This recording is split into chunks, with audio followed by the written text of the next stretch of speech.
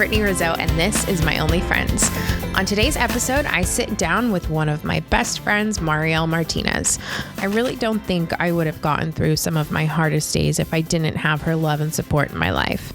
Mariel is a multi-talented actress from shows like 911 and SWAT. What she is doing for her community in terms of mental health and representation is truly inspiring. You can find the link in her Instagram bio for her current endeavor, a fundraising campaign to raise money for Immigrants Rising's mental health career program. This episode reminds me of the one with the two parts, part 2. Monica and Rachel switch places at the ER so Rachel can use Monica's health insurance. And there's a really sweet moment where Rachel tells Monica to put her down as her emergency contact. It always reminds me of Mariel because out here in LA, she is my emergency contact that I always write down at the doctor's office. I know she'll always be there for me and advocate for me if I cannot do it myself. Please enjoy this incredibly educational and heartwarming episode with Mariel Martinez. How are you feeling today? Good. How are you? I was late for you. I was worried about you. I was like, we're keeping her up, y'all. I didn't go to bed till 3:00 in the morning. What? I know. Well, I have to take Unisom every night before I go to sleep or to get to sleep because I just won't if I don't. And so I didn't take it till midnight last night. So it takes I usually take it at 9:45 at night and then I'll get to bed by 11:30, 12. Oh, wow. So because I didn't take it till 12, I was up until, 3. And I can't, While we're shooting the shit, I'm just eating a couple bites of this. Oh no, this will be on the episode, but it's okay. Go ahead and eat. You're going to talk about Unisom? Yeah, absolutely. I'm sure there's a bunch of people who are on sleeping pills wishing they could quit. I mean, I wish I could quit them. I can't remember. But that one's good, right? I mean, it's not I don't know. It's basically Benadryl, I feel like. Okay. Yeah. But I feel like there's no way it's having, I've been taking it every night for almost 7 years now. Wow. So I doubt that it's having a good lasting effect on my body. Or my brain. Yeah, but I think it was Leslie Jordan. I was listening to him on, maybe it was Hypochondriactor, where he was talking about quitting sleeping pills and how he just did it cold turkey. And it was wow. awful. He didn't sleep for a few days and then he got, over the hump. But I'm I can't remember the last time I fell asleep, during the night without a sleep aid. And melatonin makes me feel like shit the next day. No, that's way too intense. Yeah. I don't know how people take that. It just makes me feel so groggy the next day. Well, Unisom doesn't do that. And Unisom also helps with nausea. So that's great. Mm-hmm. But yeah, so I slept in until 11 and I had the craziest dreams last night. Really? I had a dream that I don't want to say too much, but basically I was in a bad situation and Penn Badgley helped me and was comforting me and sticking up for me. But then he fell in love. Then he fell in love with me. And the new season of You is coming out in February. So I was with you and Caroline and I forget who the other person was, but I was oh my God, you guys, now he's going to kill you and he's going to kill me. I finally found this beautiful man and he's going to kill us all. So I had some really weird dreams last night. Yeah. To say the least. Yeah, to say the least. So for everybody listening, I have a game night. I try to do one every holiday season or for my birthday every year because I just love having people over. And it was a late night. It was a late night for us. It was fun though. Yeah. We needed that. I was oh man, I forget how much fun it is to just play games and be with your friends and eat delicious food. I know. And it's so funny because I was talking to our friend Caroline, I was saying, I just feel kind of uninspired and just what am I doing? And then I was but maybe game night. I think it's just important for all of us to get together and have fun. It recharges your batteries. Definitely. Yeah.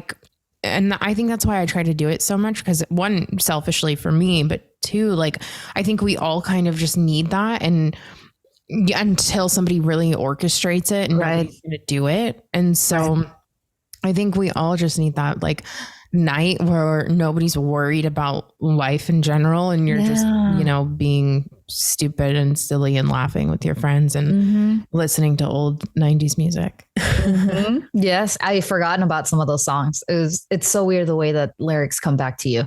I know. Like, I haven't heard this in 10, 15 years, and yet I can sing along to it. Like I just heard it yesterday. Right. So that was so much fun. So thank you. Thank you again. Of course. For keeping on us.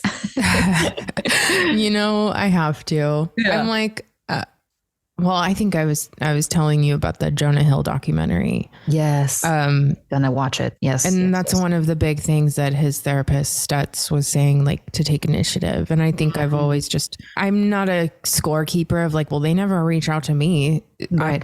You know what?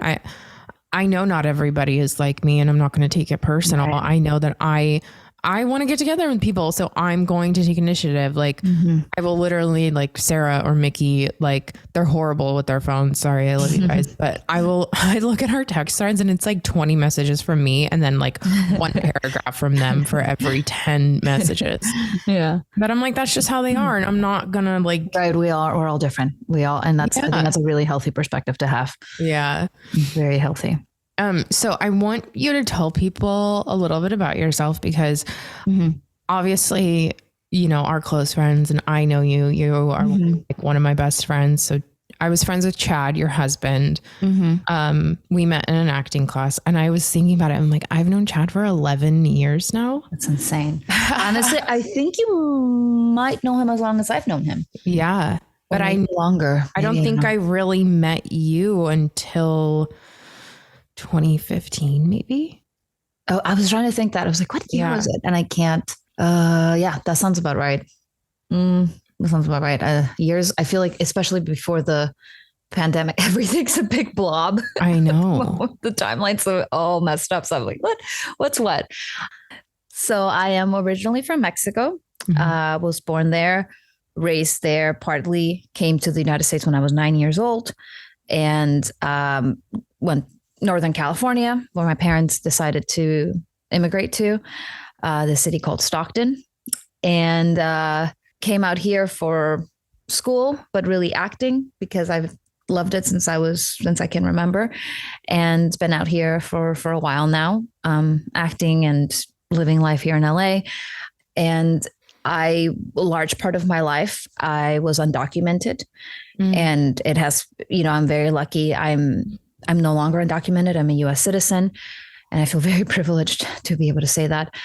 A lot of my life has revolved around being undocumented for so many years of my life. And while I was undocumented, it was a huge, huge secret that I had to keep for many reasons. Right. And so it feels as if just recently I've been able to really talk about it, to feel comfortable talking about it. And we'll talk more about this, obviously, as we're, talking today, but therapy helped me understand a lot of things about how being undocumented had affected my mental health journey. And so now I talk about it as freely as possible, and specifically in correlation with mental health.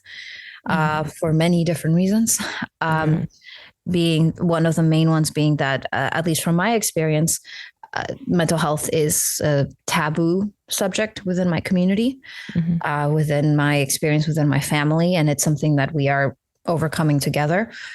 And so now I want to shout it from the rooftops anytime I can. And so I'm very grateful to be here today and to talk about mental health, and to specifically talk about it from my perspective, coming from the undocumented community.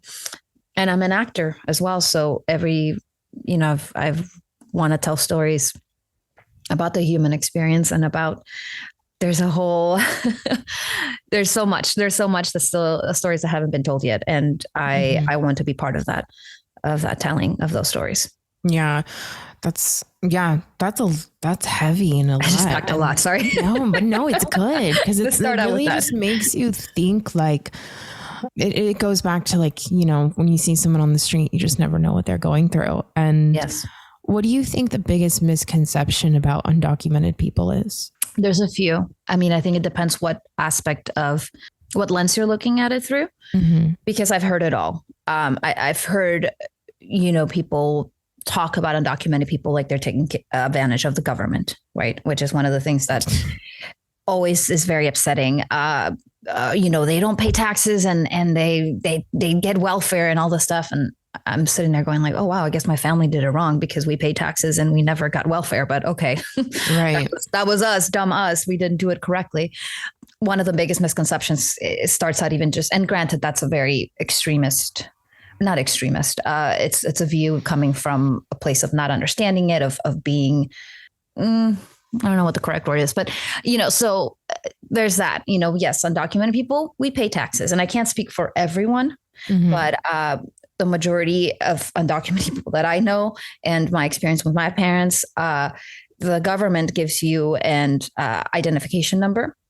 The IRS gives you an tax identification number. It's individual tax identification number called ITIN. So you pay taxes every year and you don't get the cash back, so to speak, or the refunds the way that people that have a Social Security get back, right? You get a little bit, but not the amount that you would normally.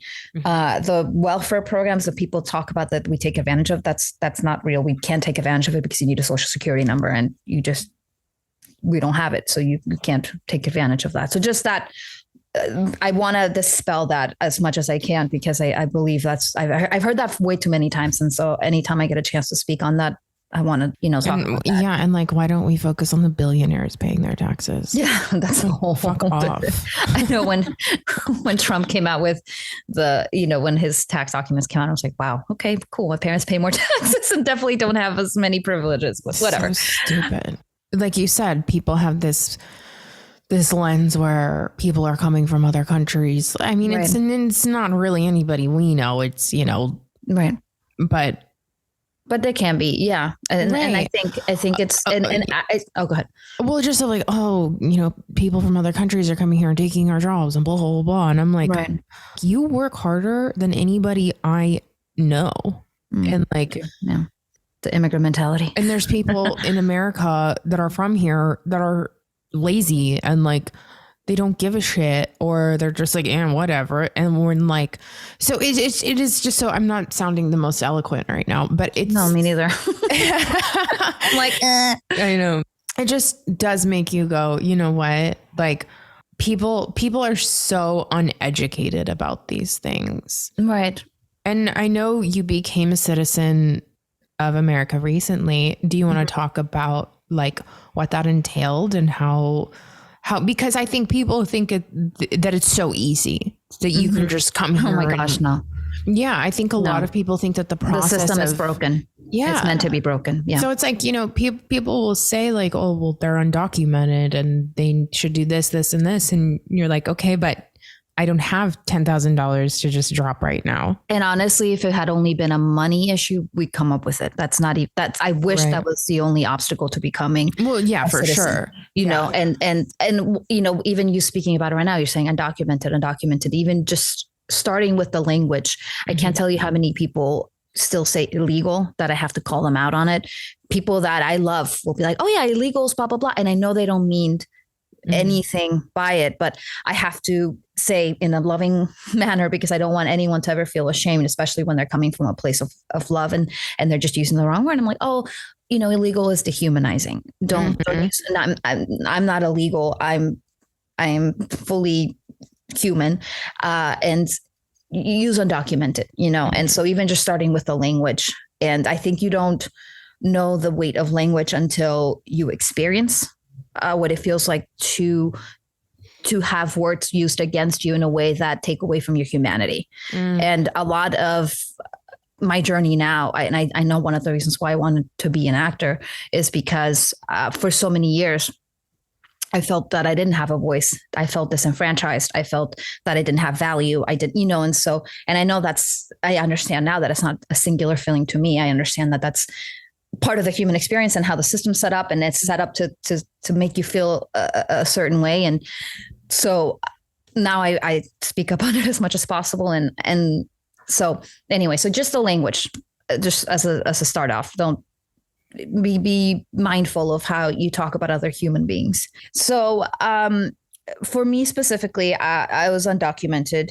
There is no pathway to citizenship, right? There is the only sort of pathway is basically through marriage if you marry someone who is a citizen. So I was born in Mexico, immigrated here, and then undocumented for many years. And then in 2012, Barack Obama created the DACA program, Deferred Action for Childhood Arrivals. And that program was godsend.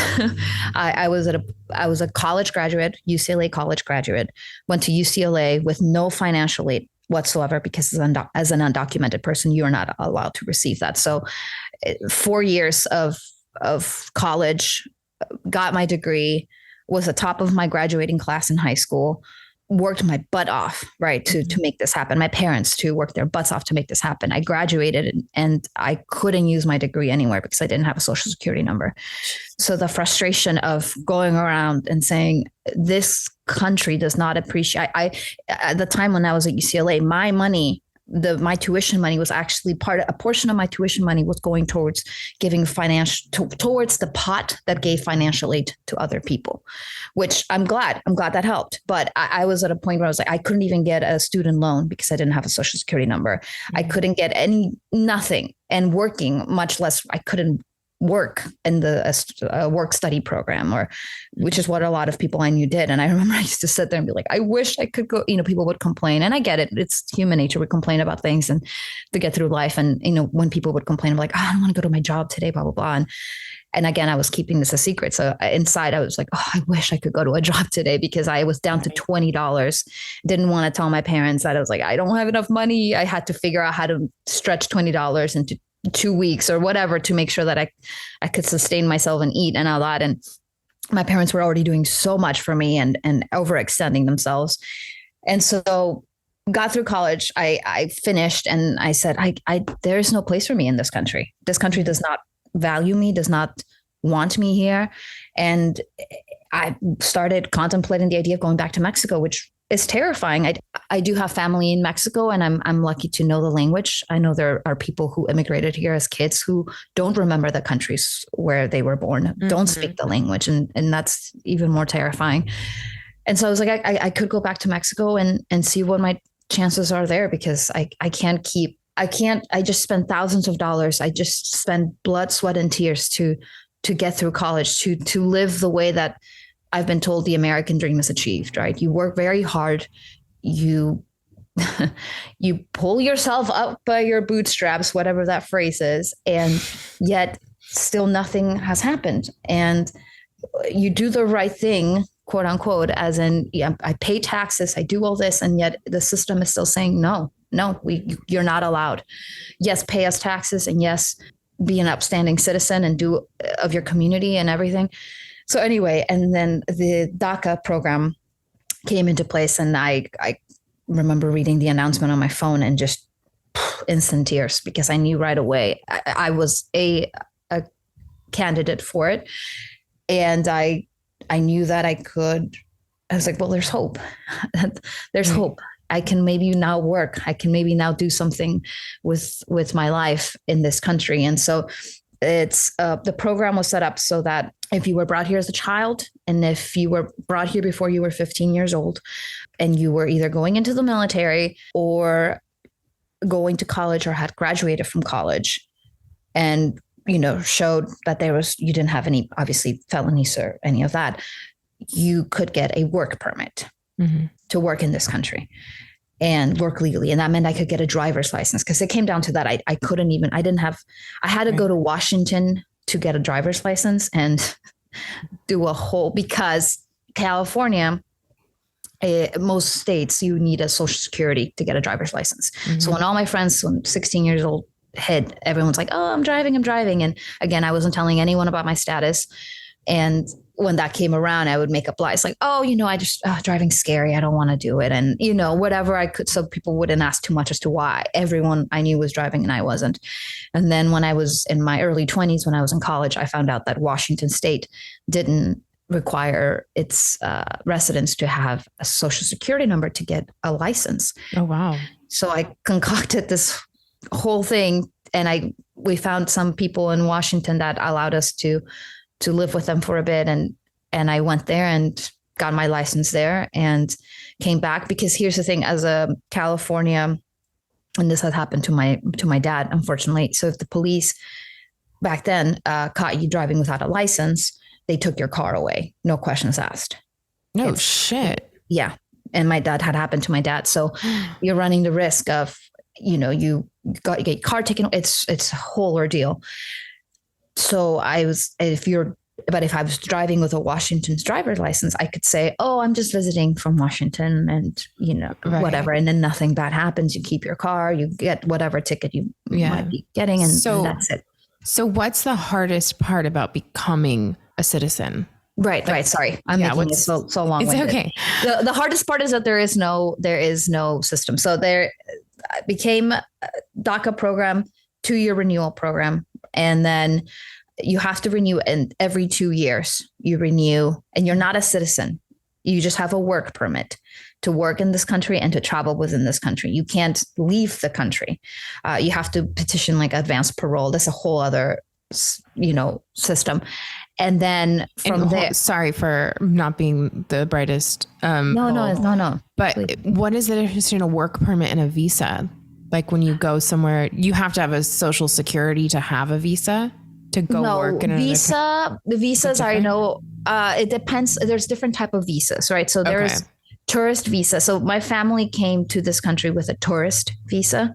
Okay. So there's no social security number there, whatever. I know there are student visas, which again, I have certain parameters. Mm-hmm. So yes, visas you don't get a social security number. Gotcha. Right. And so work permit is what allows you to actually work and be a resident and get a driver's license. Gotcha. And again, it's set up so that I was undocumented. Then I got a work permit for 2 years, but then you have to renew every 2 years. And again, that comes with fees and all of that. And it sneaks up on you really fast. And from there, though, you're kind of stuck. So you're stuck in just because there's no law that allows you to just seamlessly go from getting a work visa to becoming a resident. The only thing that allows you to do that is if you get married to a U.S. citizen. Mm. That's it. There's no law that says, oh, you have had a work permit for 10 years. Good job. Now you are on the pathway to get your residency. That doesn't exist. There is no law that says, oh, you have been in this country for 25 years and you've paid taxes diligently and you have no felony, you have nothing, and you've been an upstanding citizen. Great job. Now let's put you on the pathway to a residency. Mm-hmm. Doesn't exist. And so that's what I mean by, Obama's DACA program changed a lot of our lives and helped us to see, okay, well, now there's this. And for people who are college students who are going into the system, they were able to then a petition for financial aid, which is something I wasn't able to do when I was in college. Right. So it opened a lot of doors, but there is no system. So I just went from undocumented to work permit because of DACA to resident only because I married my husband and he's a U.S. citizen. And then from residency, you're resident for about 3 years. After the 3 years you've been a resident, you can then petition to be a citizen. And within the residency system, you become a resident, and then you have to petition again to show that you're still married and that your marriage is legit. And that's a whole different, ball game where you have to prove that you're a legit marriage, because a lot of people do, pretend they're married to people that they're not really married to, mm-hmm. Or they do get married legally, but they're not. They're not in love. They're not actually in a relationship. Exactly. It's just for the papers, which I do not judge that at all. and then from there, you have to basically prove to the government, we're a real couple. And then you go from a temporary resident. And then after 2 years, you have to prove that you are a real couple. So then you send a bunch of documents, fill out an application, pay the fees. Once that they see they verify that, then you become a permanent resident. Mm-hmm. And then after the 3 years of being a resident for 3 full years, then you are able to apply for citizenship. So that was my trajectory. So yes, and I was lucky. I was in a relationship with someone who's a U.S. citizen. I was like, and that's all, I learned this in a sociology class back in college, and I will never forget this. Paper was talking about how citizenship is a lottery, and it truly is. And there's so many factors, and I count myself as lucky that all of these sort of lined up. That because I had friends when DACA came out, who one of the stipulations was that you had to be under 15 years old. You had to arrive to this country before you were 15. I had a friend who had arrived when he was 16, and I could have, and he's amazing. I mean, he does a lot of community work. He's one of the people that has done so much for this community. He's involved in politics and is diligent, hardworking, and he couldn't apply for the work permit. So it's not perfect. The system is, it was a huge help, but it still left out a lot of people. And so again, I count myself lucky. And then I know people that are in relationships and in love with people that aren't citizens. And they're both in the situation of, well, we love each other, but legally it's not helping us. Right. So I count myself as lucky that it all lined up. And it still took years, from I became a citizen in 2021. And that's over 20 years to become a citizen, technically. Wow. So, and I was lucky. I'm one of the lucky ones. So. Gosh. Mm-hmm. So growing up in Mexico, did you, because I know like when you and I talk about like TV and stuff, you're like, oh, well, we didn't have that. I didn't have that growing up, or you didn't have cable. Yeah. No, it's not necessarily not cable. I mean, gosh, it was so long. I always think of, like, it feels like a past life. I'll have dreams about where I grew up in Mexico, and I'll wake up being like, wow, that felt like I went into a portal and it was a past life that I'm going into. But it's like, I can't speak on whether we had cable or not, but I remember one of my favorite shows was Fresh Prince of Bel-Air. Yeah. And so there are certain shows that made it, and it was obviously dubbed in Spanish. In Spanish, it was El Príncipe del Rap, which is like the rap prince. That's so funny.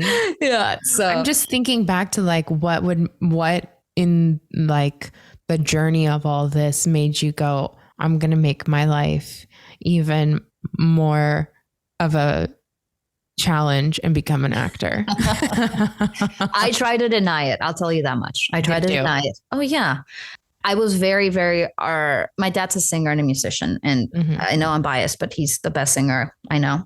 And he, not just because he has an amazingly gifted voice, but because every song, and this is something he told me he heard from another singer and uses it now. He says every song is a 3-minute play. And so when he sings, he's not just singing, he's telling a story. And I grew up seeing him affect people emotionally, people crying, people laughing, people. And so I already grew up with that as my example. And I knew that I was already attracted to that. And I was put in when my parents were of the mentality of, if you can walk, you can dance. So as soon as I could walk, I was already in ballet. So in Mexico, I had a hugely artistic life.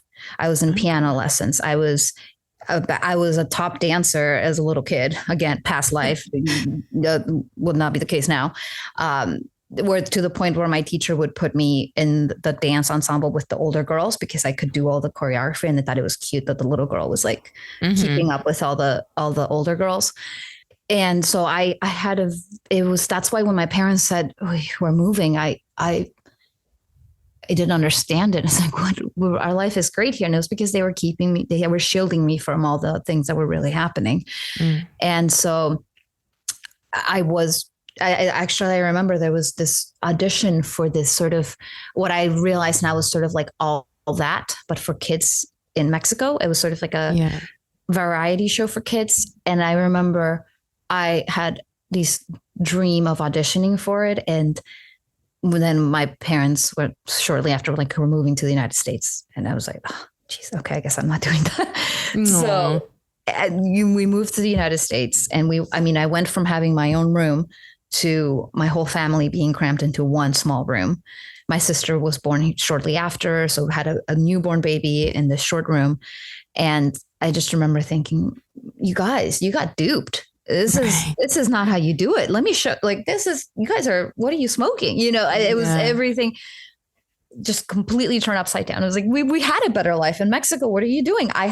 So we came to the United States. It became about survival. And I all of sort of my artistic endeavors went right out the window. I couldn't do piano classes. I couldn't, all the stuff that I was doing when I was in Mexico. So that took a pause, so to speak. But I still always had that in my heart. It was like, I love storytelling. I love performing. Mm-hmm. I love it. And when then I kept up with that's part of me, that side of me, while I was, through music programs. I had an amazing Mr. Coleman, who was this amazing teacher. And he award-winning. We had an award-winning dance ensemble and band and color guard and winter guard, thanks to him. And so he kept that fire going. Mm-hmm. It was teachers like him that kept that artistic fire burning. And when I was 12, I was up in Stockton. We drove down and performed at the Santa Monica Pier. It was my first time in Santa Monica. And then after that, we got to see a Broadway show at the Pantages. Oh, wow. And I saw The Lion King, and it changed my life. Really? I couldn't, I want to cry just thinking about it. I couldn't believe that was humanly possible to do what they were doing. Yeah. To make me feel the things I was feeling. And I remember my friend next to me fell asleep because rightfully so. We had been traveling by bus for 8 hours. That probably would have been me. I'm so sorry. No, it's okay. I still loved her and I still love you. It was right. It was the right thing. We had been traveling for 8 hours in a bus, a bunch of screaming kids dancing in the Santa Monica sun. She had everybody fall asleep. We finally had a chance to sit down and she fell asleep. But I remember she fell asleep and I was so angry because I was like, to me, it felt like God was in the room. And I said, you're asleep while God is in the room? Like, what is wrong with you? Funny. So I knew that second, I said to myself, that's it. That's what I'm going to do. I can't, I've been still performing, but I knew in my heart, I was like, that's me. That's right. It felt like a calling. Mm-hmm. And so and as I said, I kept up with dance. I mean, I was doing mostly dance, violin. So keeping up that artistic fire. And then once high school came around, I went and I was nervous, but I knew I wanted to. And I was watching foreign films at the time and watching these amazing stories and realizing like, that's what I want to do. I want to tell stories the way these people tell stories, the way it feels good to tell stories, And so I did plays in high school and it wasn't until then I went to college and my dream at the time was I wanted to go to New York and study acting, but it was an impossibility because I didn't have a social security number. I couldn't fly to New York and do that. So, so I got into UCLA and in my heart I went, oh yeah, LA acting. Yeah. To go. And my parents, all they heard was UCLA, one of the top universities in the world. Oh yeah, go there and we'll make it work. We'll figure something out. And so I went to UCLA and the first class that I enrolled for, I didn't go into the acting program because my parents were like, no, you're not doing that. Like you're going to get a degree. You need to, we're spending a lot of money and time. So you're going to get a degree in something academic. And so the first class I enrolled in was an acting class. And so the whole time I was getting my degree and doing all the academic work, which I'm thankful for. But the whole time I was like, my heart is over there. My heart is acting. And then I had this amazing teacher, Delia Salvi, who in high school, I did plays and stuff and it was fun. But she was the first person that awoke me to acting in that it was the first time that I actually felt what it feels when you lose yourself in it and where you don't. It was the first time, this is going to sound so cheesy, but I felt we did a scene. I remember and we did this exercise, and it just everything, years of not feeling like I didn't have a voice. I didn't have a place in this world, in this country, came out in this character, in these words. And I felt like I heard the sound of my voice for the first time. No, I understand that. Yeah. I understand that. And so that was the second time that I was like, yeah, I have to do this. Right. And so it was always in the background. Right. When was the first time you saw yourself represented on screen?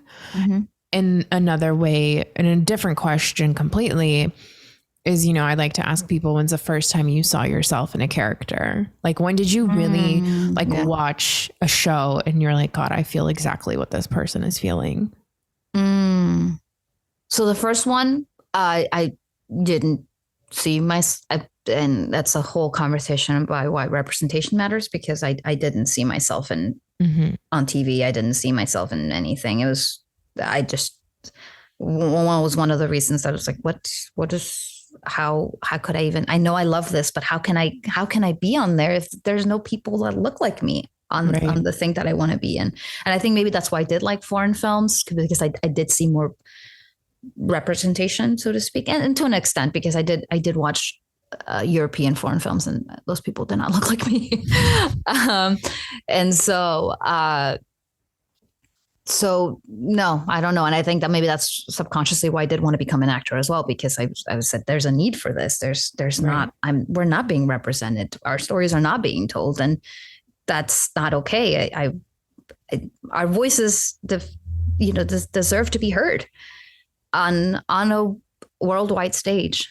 And I'm happy that the things are changing greatly. Thank God. We still have a long way to go, but they are changing. And that gives me hope. The first time I saw myself in a character, I mean, you're talking about when you like animation film. I mean, I feel like the first time, one of the first times I think was The Little Mermaid. Yeah. Because she doesn't have a voice. She doesn't have a voice. Yeah. And she's seeking something that's bigger than herself, and she doesn't understand why, but she knows she has to go after it. And I know she is the prince and all of that, but part of their world, to me that, I'm just part of their world. Yeah. Okay. Things are lining up. Yeah. So, I think The Little Mermaid. And then this is, one of the, after I saw Lion King, I became obsessed with musicals and Broadway and all of that. And so the next time I felt I connected to a character was Elphaba from Wicked. People are going to hate me. I mean, I was just on a podcast yesterday talking about this. Musicals have never been my thing. I love singing. Love singing, and I love acting, but like Broadway musicals, it's just, they're not painful, but I just feel like they all kind of sound similar. And when someone never talks and it's all singing, I'm like, it all just starts sounding like one word to me. Yeah. But so I've never seen Wicked. Oh. I know Defying Gravity. I know that song. And I know what the premise is about, but I've never seen the story, and everybody's like so excited for the movie to come out. And but you did say you liked Rent. I did like Rent because that soundtrack is so good. I know. That soundtrack is so good. But I also think I was obsessed with Rosario Dawson, and she was in was she in Josie and the Pussycats? Was that her? I haven't seen it, but I think so. Yeah. Yeah. So I think that's what got me to watch it. Yes. So stupid. No, it's not. She's fantastic. She's a great reason. Yeah, that I think that totally makes sense of that being something that you saw yourself in, especially as Ariel's just looking for adventure and just wanting to be part of somebody's world so badly. Right. So I think that totally makes sense. Right. Yeah. And interestingly enough, I was still in Mexico when I maybe it was foreshadowing, when I identified with her. And I think because I lived by the beach, and so my dad and I would always go to the beach, and she had a close relationship with her dad. So I think the ocean and all of that. And and the song was amazing. Let's be real. That's probably why I really identified. The best. Yeah. It's so good. I can do musicals like that where they're talking a lot, and then there's a great big number in the middle. Like I love stuff like that. But I think it was when you and I were at the Hollywood Bowl and I looked at you, I was like, are they going to be singing this whole time? Don't go to the opera then. Are they ever going to talk? Yeah. My brain just like shuts it off. Yeah. When you're going through all of these things and I just found a paper from game night. Hold on. Yes. Oh my God. Is it Astro? Oh, so cute. The best one. That's so funny. I just looked over and saw that. So growing up, like I could imagine like it's kind of lonely when you're going through all this and you can't really share that experience with people or your close friends. Right. Did you look to TV and film for that comfort and for that like friendship or that kind of, like, well, at least I have them, because that's, how I am with friends. Yeah, no, that's a great question. Gosh, I've never sat down and really thought about it. I mean, I think I kept myself really active. So a lot of it was denial. I was in a lot of after school activities and I knew that academics were going to be my ticket to a better life. So I threw myself into academics. So I'm trying to think if I definitely liked all the I loved Lizzie McGuire and I loved I don't know if I felt though that they were my friends so much as I was like, wow, that's what an American life looks like, because I didn't live that life at all. Right. That's what being really carefree in American looks like. And wow, I wish it maybe felt more like a aspirational, but I don't think I felt that I was on par.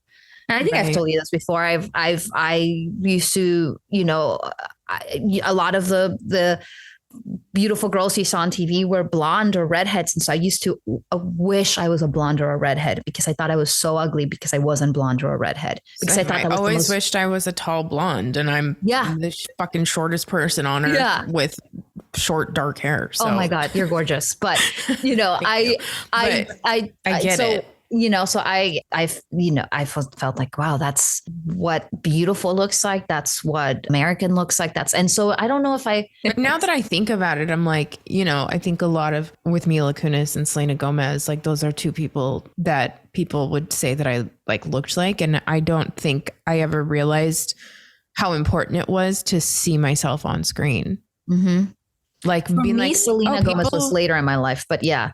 But people even just being like, oh, okay, these girls, I do resemble these people, and they're not Britney Spears or Hilary Duff, where they're these like skinny little blondes. I mean, they're both skinny, and that's a stupid thing to say, but like, you know what I mean? Where I know, but that's what we were being fed.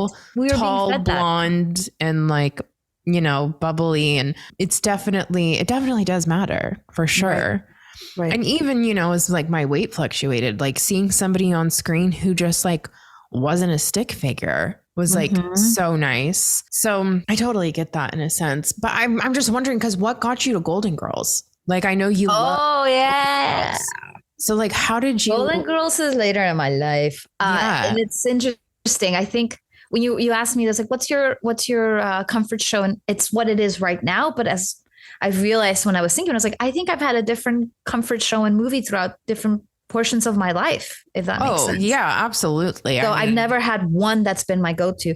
Like one of the movies I was thinking is like, oh yeah, Moulin Rouge. I used to watch that incessantly. That was when I was in middle school, high school. Again, a redhead, beautiful redhead. I was like, I just want to be Nicole Kidman and Moulin Rouge and have Ewan McGregor sing to me. So God, he's so hot. Oh God, I know.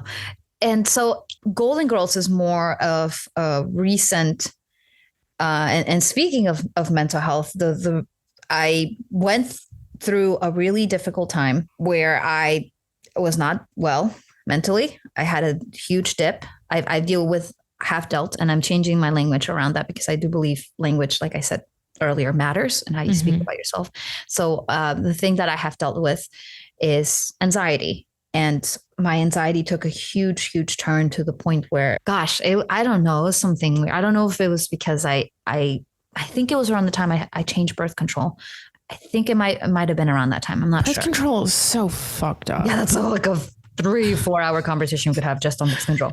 It's awful. So I can't remember if that's why, but anyway, I had a huge dip in my mental health, and to the point where I didn't feel comfortable being by myself.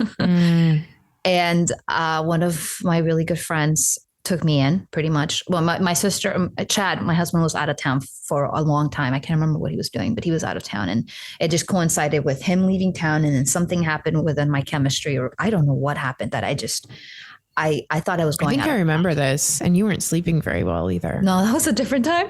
Oh, okay. That's number it's okay. 299. I mean, look, that's number 299. This was 200. No. Okay. And so my friend kindly and graciously took me in, and I was sleeping at her house, and she's a big Golden Girls fan. And she would always have it in the background. And I was feeling, oh God, it felt like I was in a haze. I don't know what the heck was wrong with me, but Golden Girls made me laugh, which nothing at that time was making me laugh or feel levity. It made me feel light. It gave me hope that I could, I don't know if it was like a motherly energy. I don't know what it was, but it was a salve. It was healing that it gave me. And I'm so grateful to those women, because that got me through, not just them, obviously my amazing friend as well. And my sister, my amazing sister that I love so much, who also stopped what she was doing and drove down, because she was like, I was worried to leave you by yourself. It was just not good.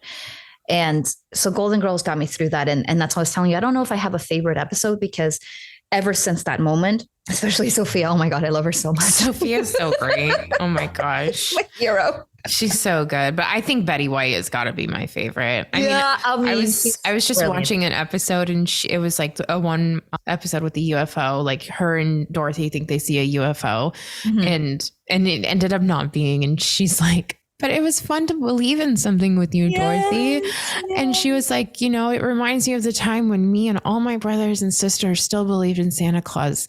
And that was only 10 years ago. And I was dying. I was like, okay, same. And like, also I was just talking about it. Like, I don't like when I see the parents on Instagram post their stories of like how they did their Elf on the Shelf that night, and like how they're getting I'm like, you guys, don't ruin this for me. Ruin it for me. Like, fuck. I want to still believe in Santa. I don't care. I do. Yeah. I believe in the magic of it. Yeah. And I'm like, you guys, stop making it seem like it's such a hassle to be an elf for your kid. Like, right. Imagine how the real elf feels. Okay. Right. Think of the elf's feelings. What is wrong with you? Oh my gosh. But it's so interesting that you said like motherly, that the motherly energy. Because I don't know what it is about. I feel that way from Jennifer Aniston. I don't know what it is, but I feel like if she is present on screen, or I'm watching it, whatever movie, TV show she's on, it's safe.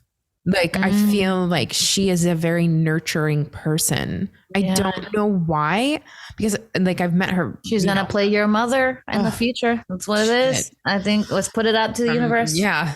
Good Lord, please. But she just kind of has that energy. And I totally, cause sometimes we just want our moms in a certain way. And sometimes our moms don't always understand what we're going through. So when you see that type of energy on screen and that very nurturing, motherly way, it's very comforting.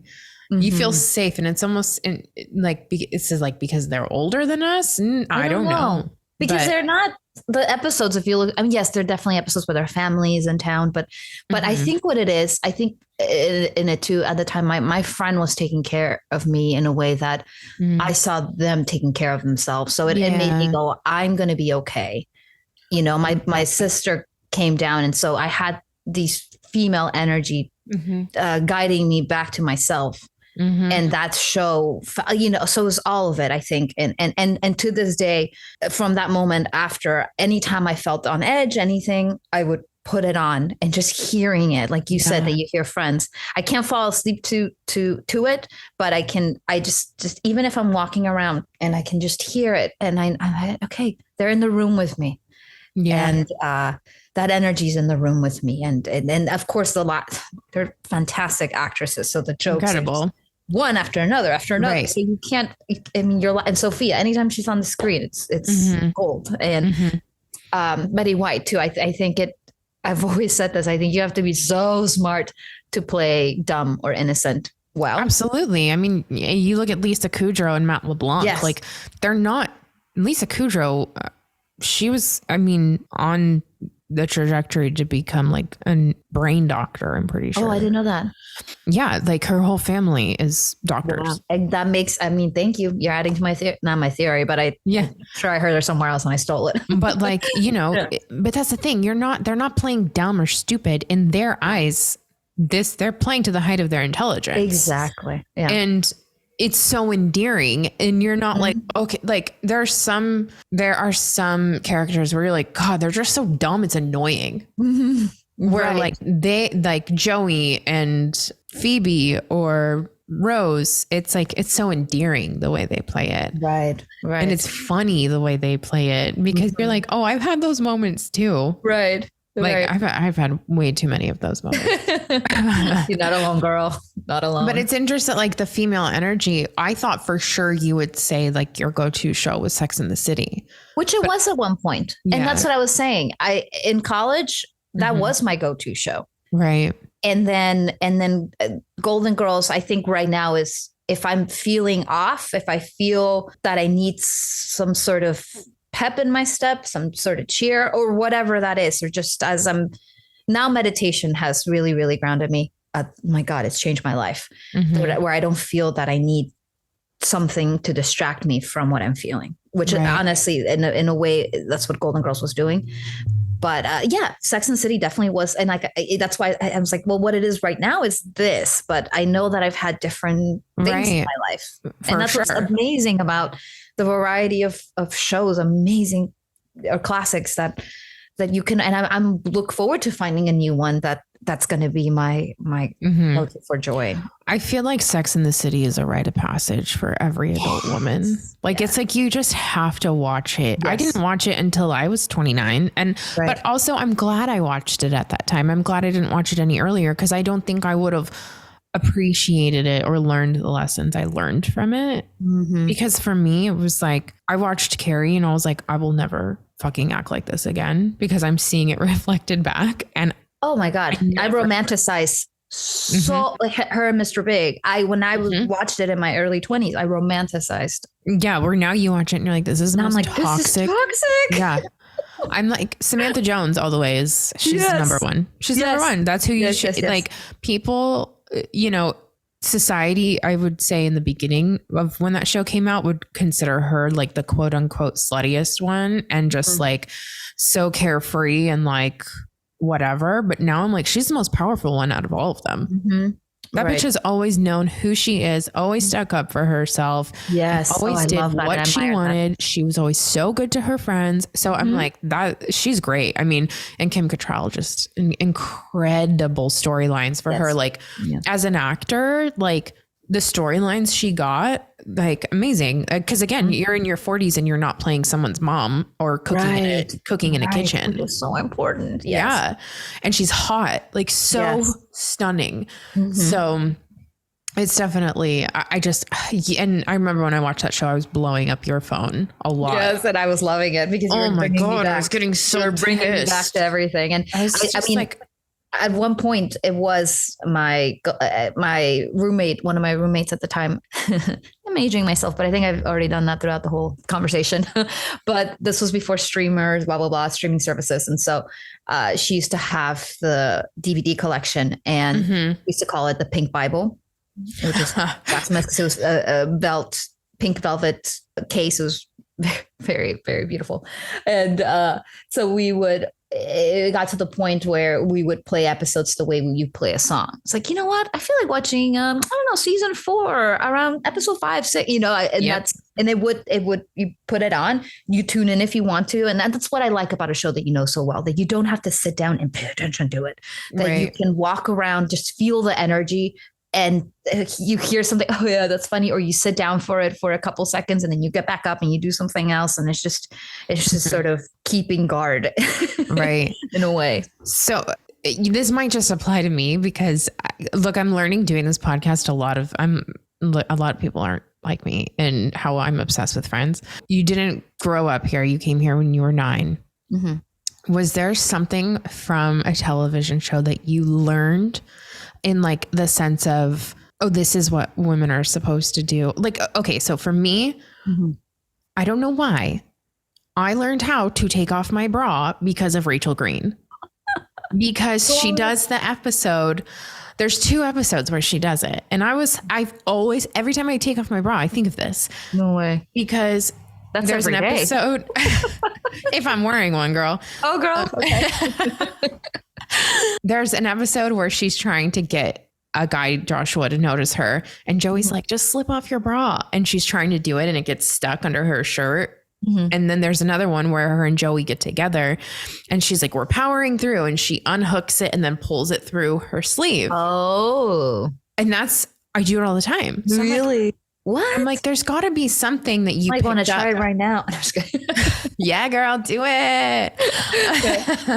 But I'm like, do other people have those things where you're like, I always do this because I saw this on this TV show? Maybe I don't consciously, I'm aware of it. Can't think of a specific thing. Again, this is going to come to me at 3 a.m. when I text you, like, oh yeah, right. So, but no, I can't, not off the top of my head. I'm sorry. I'm sure there is something at least, because everybody knows how I take off my bra now. So yeah, good. What character do you channel in your hard times? Like I always channel my inner Rachel Green or my inner Fiona Gallagher from Shameless. Like, which I need to watch that. I've watched a couple episodes of that series, and it's so good. I don't know if I channel or even like an actor. Like you're like, if this person got through it, so can I. Like, who's your North Star? Oh God, I don't know if I have. I mean, I think it's not to sound cheesy, but my parents. It's not cheesy. And my sister and the people that I love, and so I don't know if I think of my parents leaving everything behind and starting over in their 40s and having a new baby on their and my dad only having $200 in his pocket for a family of 4. And so it's just little things like that made me go, you know what it is too. I think of the opportunities my grandmothers didn't have. And so, and the trials that they went through. And I think I am in such a place of privilege in comparison that I can, and I will get through it. I think I think back to my ancestors more than, I'm sure when I was younger, I've thought of a character that got me through it, but I'm just more conscious of what I think of now. And I think my grandmother wanted to be a teacher, and that was looked down upon for her to do that. And she had 10 kids and 19 years old, had her first one. And so that's where I'm like, if my grandmother got through the trials and tribulations that she went through, and I am in the privileged place of pursuing what I want with my life. Right. So I'm going to be fine. I'm going to make it happen. I'm going to fight. So I think I think more of my family and my ancestors when in times of where I need to kick it up. Yeah. Step it up a notch. Sorry. English phrases are weird for me. Oh gosh. I loved that movie on Disney Channel. Gotta kick it up. Oh my God. Well, speaking of representation, I think that was one of the first times that I was like, America Ferrera, who's, oh God, I love her. And I was in color guard, winter guard. So I wasn't in cheer, but I was in dance sort of background. And I remember thinking that was the first time. And I was like, oh, okay. We're seeing a little flavor of us. Okay. Right. Okay. What, it's right. It wasn't the whole pie, but it was like, okay, we're getting a little taste. So I want to get to what you're working on right now. Yes. Thank you. So I've spoken about it. I went through after the Golden Girls becoming my ointment for the things that I was going through, I decided to get therapy. And it was, it was something that my sister and, I've been hearing like, you should try, you should do it. You can never force anyone to do anything. But finally I think you said this in one of your episodes, you have to hit rock bottom. Like, don't rob someone of their rock bottom, which I think is that was so well said. Because I think it's where then you go, okay, what's next? How do you got to get out of it. Right. So what comes after is the most pivotal time of your life. I think some of the most important moments in your life. And so therapy came out of that. And I've got therapy and I was in therapy and it changed my life. And again, I realized, oh yeah, there's a lot of things I need to work on. I'm a big proponent of therapy, but while I was in therapy, my parents, there was some opposition in that they were sort of, how do I say this? It's not that they didn't want me to get help and heal and all of that, but they didn't understand why I needed therapy. They said, what do you need to go to therapy for? We've given you everything, and from their point of view, we sacrificed everything in our lives. So you didn't have to have anything to fight up against. And our lives were a lot harder. Your life is so much easier than ours. And it wasn't coming from a place of malice. It was just coming from a place. I think I don't want to say they felt betrayed by it, but they didn't understand what could you be so messed up about?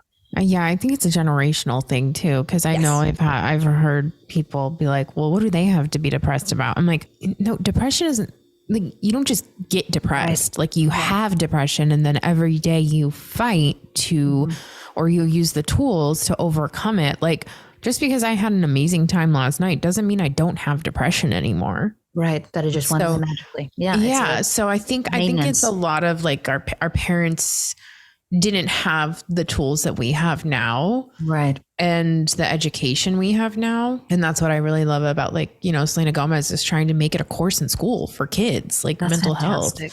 Health. Wow. Which I absolutely just love because, if a kid's coming home and doing homework with their parents, the parent is going to benefit from doing this homework too. Right. If it's about, skill.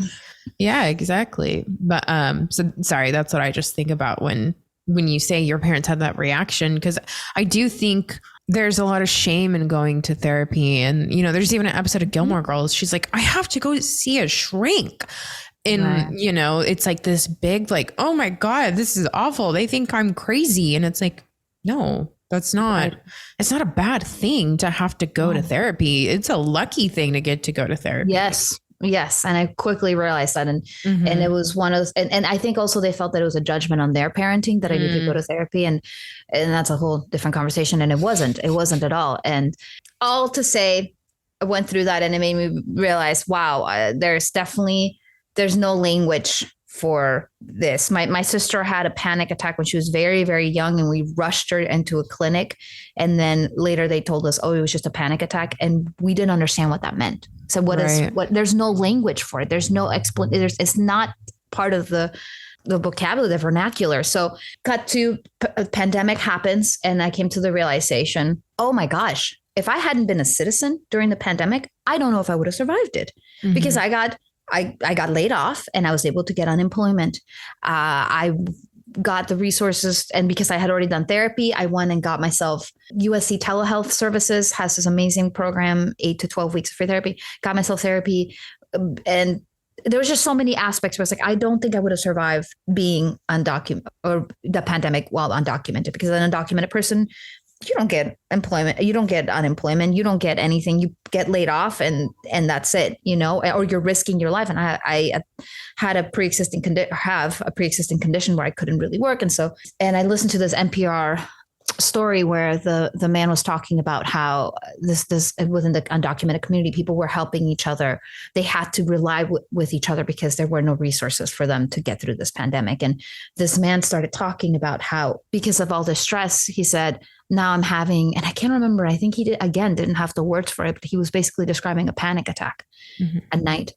And so it all in my head, I just said, the scars that this pandemic has brought to my community are not going to heal right as the pandemic ends.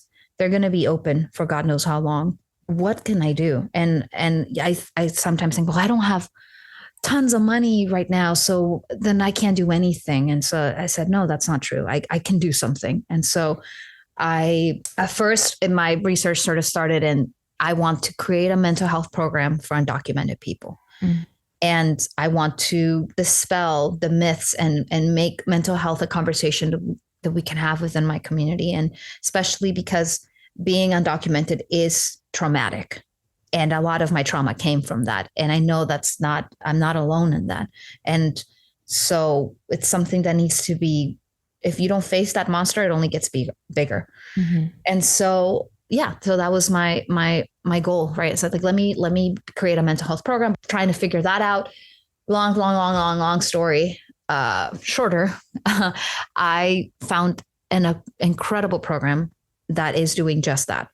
So Immigrants Rising is a nonprofit organization, and they have 3 programs. They have the wellness groups where they have, so undocumented people, it's led by usually a therapist or someone who is a professional, leads this, and it's different conversations, different topics lead people in a conversation about it. So people are able to talk in a group setting about everything, about their experience, what they're going through. And again, like I said, it's split off into categories. So if you're in this field, or you're a woman, or you're a person of color.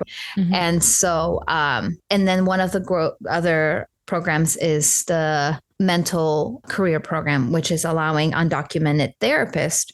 If you're a therapist, you need 3,000 hours to become a licensed therapist. And if you're a documented person, you get paid for those hours. If you're undocumented, you don't get paid for those hours. So this program is allowing undocumented therapists to get a stipend for these hours, because when you don't get paid, you have to volunteer your time. So it takes a lot longer to become a therapist. Mm-hmm.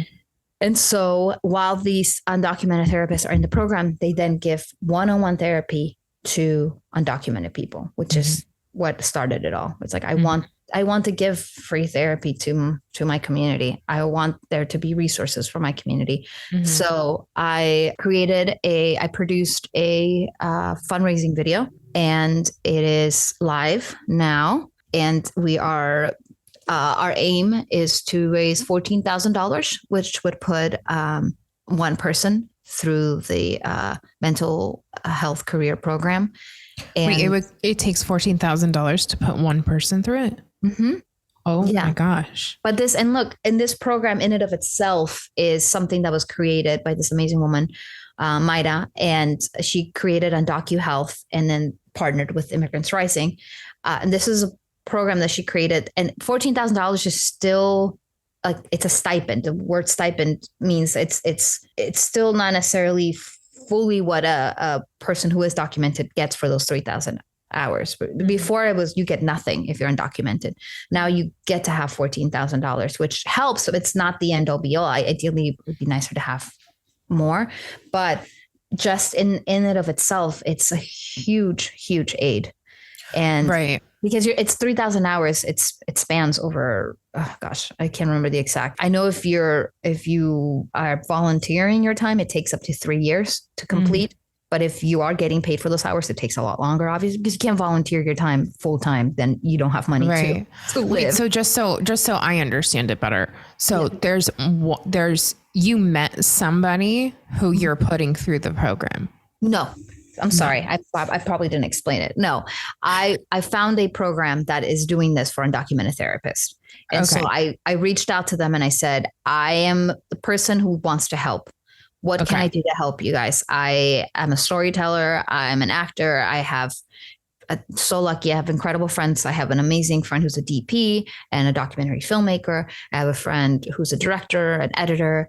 I have people that can help me create video with the hopes that will bring money to your program, the program that they already created and exists. Gotcha. So I'm shooting for $14,000 because that's what it takes to put one person through. But oh my God, if we get past $14,000, that would be amazing. Right. Amazing. And then, so that was my question. How do they choose which one person they want to put through? I don't fully know that. I know there is a wait list. So I think it's just you apply as you find out about the program. So I'm sure it just goes in order of who applied first. Yeah. And there's a wait list on both ends. From Maida, who was speaking to, who's an incredible woman who who spearheaded this and created this. And there's a wait list for the people who are undocumented therapists who are trying to get in this program, because there's, as far as I know, there's no program like this. This is singular. And so there's a wait list for undocumented therapists in California, because you become licensed by whatever state you live in, that are in the wait list to be in the mental health career program. And there's a wait list on the other side, which is undocumented people getting free therapy. So it's a twofold sort of benefit. You are helping the undocumented therapists gain their hours by them giving therapy to undocumented people, which is also incredible, because it does cut a lot of, there's things that you don't have to explain, right? People just understand. And there is, oh gosh, I use very specific wording about basically the fact that it's being able to have therapy with someone who has lived through your experience. And it's cuts a lot of time, and it makes it more because when it's like a support group, when you're in group therapy or when you're in an AA meeting, or these are all people who are going through the same exact thing, and they have the firsthand experience, and not a lot of people have this experience, or you don't know that other people are having that experience. And I think just thinking about it, like, I could only imagine the weight that you carry when because I'm sure you're always on edge a little bit. Yes. Undocumented. And I'm sure you're always looking over your shoulder. Yeah. And as humans, we often already feel like we don't belong. So then when people in the whole world is telling you, you really don't belong, I could only imagine how awful that is on somebody. And so I really love that you're doing that. And I think it's really important. And I think it's really important people know that this is such a big issue, because it's the ripple effect. It's like, you help this one person, and then they will help another person, and they will help another person. And you just have to have the belief that this ripple is going to affect the entire pond, so to speak. So I think that's really amazing that you're doing that. And so where can people find this fundraiser? When you post this episode and you tag me, I will have it in my link in bio. Okay. And it's Immigrants Rising. So it's immigrantsrising.org/donate-mental-health. You'll have that in your Instagram. Yes, in my link in bio. You'll have that in your link in bio. I know on a podcast I've listened to you on, there was a small clip of it when you were saying when you were having a panic attack, you would look for something like, okay, the color blue. How do you get back? Right. And I started using that a lot. Where it was like, if I was feeling like overwhelmed or I couldn't get myself in the present moment, I'd be like, okay, list all the things around you that are the color blue to kind of bring you back. So along with that, because I think that's an amazing technique to use for grounding, what is the best piece of advice someone has given you for your mental health that you use daily? I mean, definitely that when things are bad. And that was from therapy to say one color and bring myself back to that present moment. This is when things get bad. So thankfully things don't get bad daily, but one of the things my therapist would say is walk away from the edge, because I tend to, once I started catastrophize, I go things very, very, very quickly, tumble to the bottom. So anytime if I feel that I'm doing that, I just backtrack and get myself away from that.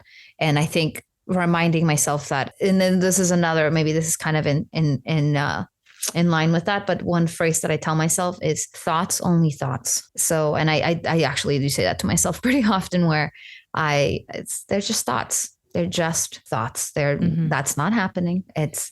Look where you are right now. Look who I'm talking to. Look none of what I just catastrophized is happening. So they're just thoughts, thoughts, only thoughts. So that helps me a lot. And I have become more conscious of my thoughts in general. And so I think that, and meditation has helped that a lot. So I think maybe on that piece of advice, I'd say meditate. Yeah. It's changed my life. It's changing. I can feel it every day. And I not only because I feel more at peace after I'm done, but I become more, I think I've told you where I'm realizing my patterns. I'm listening to them. I was feeling great. And all of a sudden I started having a thought And then I started going down the path of getting me away from how good I was feeling. And I stopped myself and I said, no, we're not doing. So I talk out loud, talk out loud, meditate, and remind yourself that they're just thoughts, only thoughts. Mm-hmm. Being in the present moment is definitely, I think, something we all need to work on, and being in control of our thoughts. And, my old sponsor would say, we're not responsible for the first thought, but we are responsible for the second. So you could either add a second negative thought or you can combat the first one. And that is something I always try to live by, but I definitely relate to that in the sense of my brain gets so crazy. Even just based off my dreams alone, people can take a glimpse. Dreams are wild. Yeah. Dreams are wild. Well, I love you and I'm really excited to see where this fundraiser goes. Thank you. And I appreciate your time and everything you're doing. And of course, and I'm just happy that you also, I always say to you, I'm like, gosh, you must be so sick of me because I call you every 20 minutes and then you listen to the show. And so I'm just grateful that you love me at all. I love you so much. It's so funny. I was telling you, I was like, I don't know if you told me that in person the thing is, because I drive so much. And we talk when I'm driving and I listen to the podcast while I'm driving. So I don't know if what happened in the podcast and what happened that was between you and me. So you just have to correct me. Like, no, girl, that was on the podcast. We never talked about that. That's so funny. I know.